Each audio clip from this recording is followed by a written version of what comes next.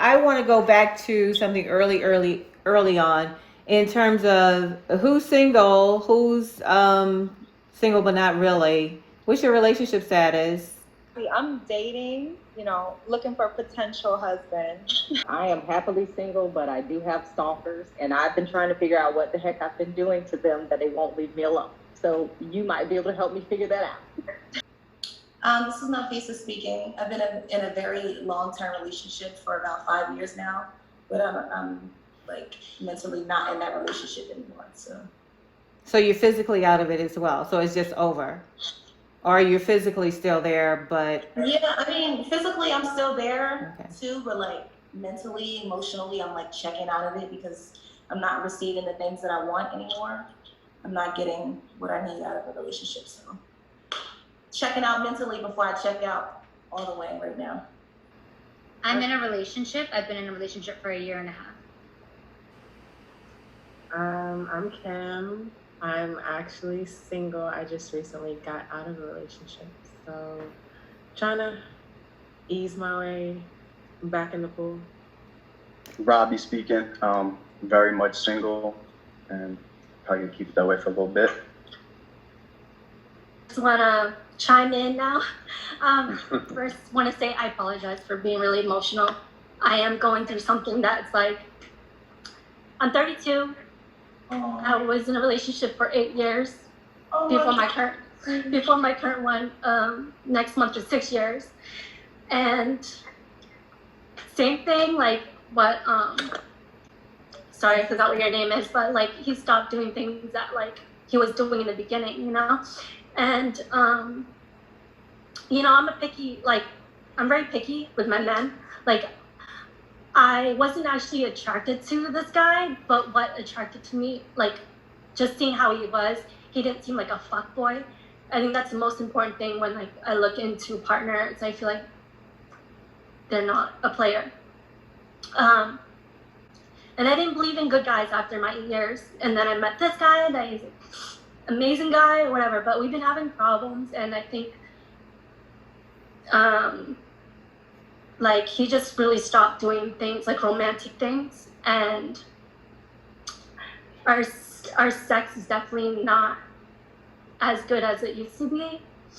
I think that like that makes me like worried, like if it it makes me really worried, like it might not good enough. But I know I'm good enough, and sometimes I feel like he doesn't deserve me because I'm a good girl, and like oh my god, you are so I feel sad. There's more out there. It'll be all right.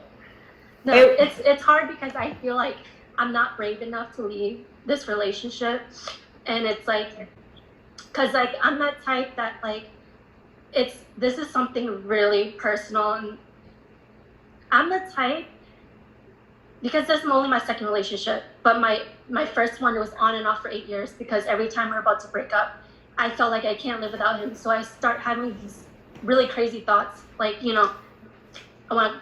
don't want to live anymore, and that's like the worst feeling. So it's one of the things that I'm like really battling with, is being brave enough to like for a change, and I'm just stuck. I will say too, to you that you're not alone. There are many women that are actually in that particular situation, as we just heard earlier. Nafisa, I believe, if I got the right person. Yes.